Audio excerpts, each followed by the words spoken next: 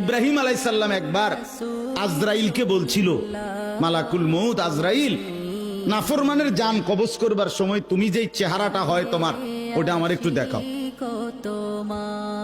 মালাকুল মউত আজরাইল বলছিল, হে আল্লাহর নবী, কসম আপনি এটা দেখতে চাইেন না, আপনি সহ্য করতে পারতেন না। ইব্রাহিম আলাইহিস সালাম বললেন, না মা আজরাইল, আমি এটা দেখুমই, তুমি আমারে দেখাও একটা নজর। মালাকুল মউত আজরাইল কোন পাপী ব্যক্তির জান কবজের সময় যেই বিভৎস কুৎসিত আকৃতি ধারণ করে, আল্লাহর কসম ওই আকৃতি যখন ধারণ করছেন ইব্রাহিমের সামনে, ইব্রাহিম নবী সাল্লাল্লাহু আলাইহিস সালাম একটা চিৎকার মাইরা বেহুশ হয়ে গেছে।